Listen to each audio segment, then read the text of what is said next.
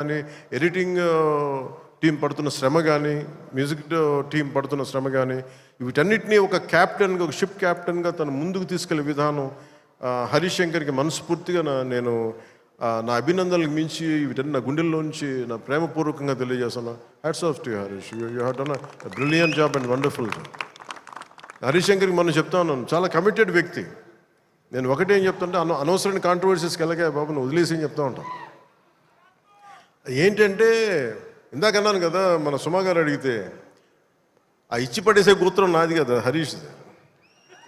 నేను తీసుకుంటాను, దెబ్బలు తీసుకుంటాను, మా వాడు తీసుకోడు, ఇచ్చేస్తాడు తిరిగి.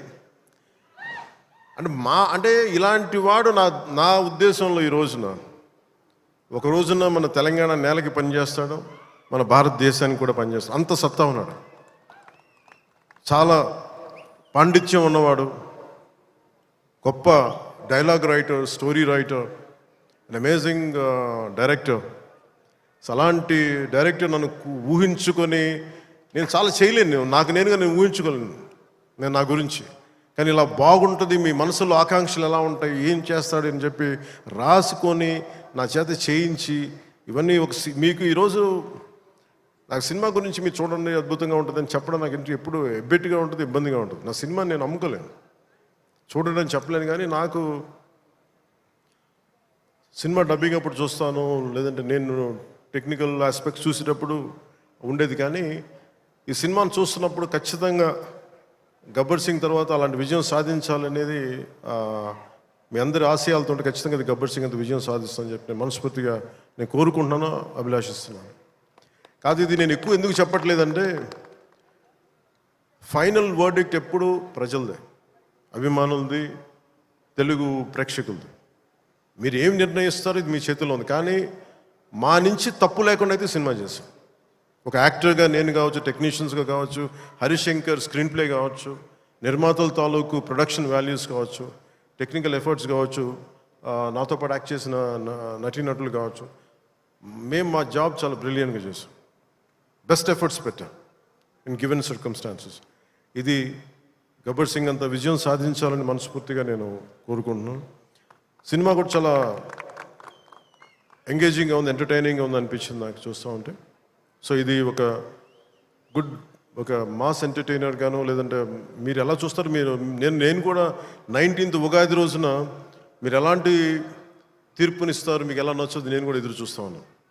ఎక్కడో మారుమూల నేను పాలిటిక్స్లో ఉన్నాగా నేను ఎప్పుడు సినిమా నా నుంచి తీయలేను, నా గుండెల్లో ఉండిపోయింది, నరాలు జీర్ణించుకుపోయింది, సినిమాని తీయలేము.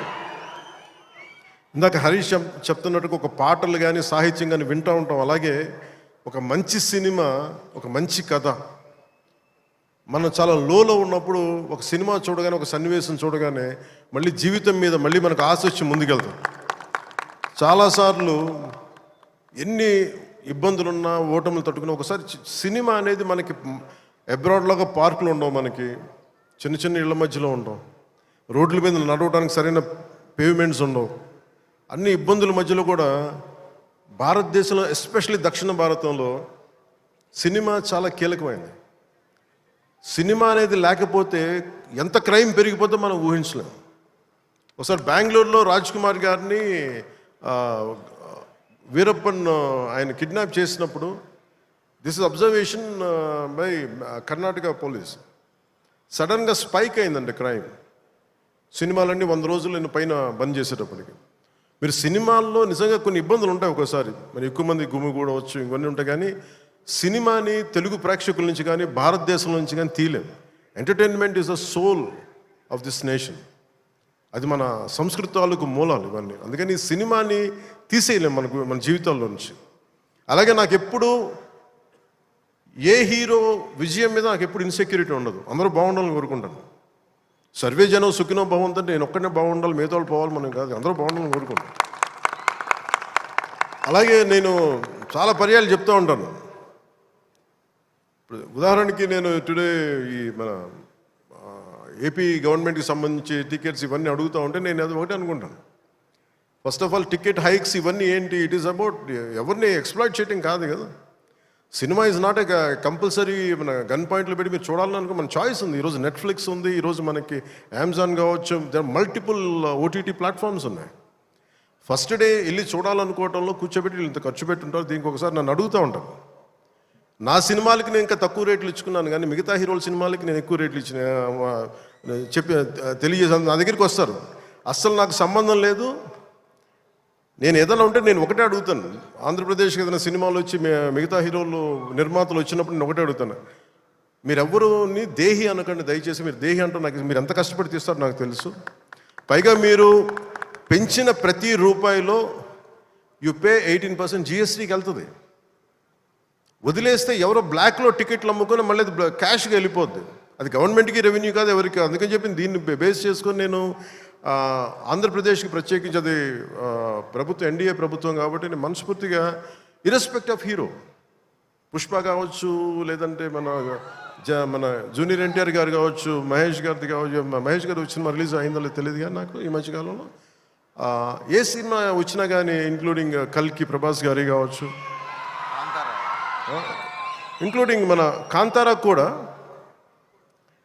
కర్ణాటకలో తెలుగు సినిమా పోస్టర్లు కూడా పడకూడదు అని అన్నా కానీ నేను కాంతారాకి ఆ వివక్ష చూపించలేదు. అదే మనది భారతదేశపు సినిమా, అది ఎక్కడైనా ఆడాలి. ఇది ఇది ఇది మన ఒక్కరిది కాదు, ఇది మన అందరం బాగుండాలని కోరుకుంటాం. సో అలాంటిది ఈ సినిమా, ఈ కలెక్షన్స్ ఇవన్నీ ఏంటంటే నాకు ఆ పిచ్చి లేదు. నాకు నా సినిమా పిచ్చి కలెక్షన్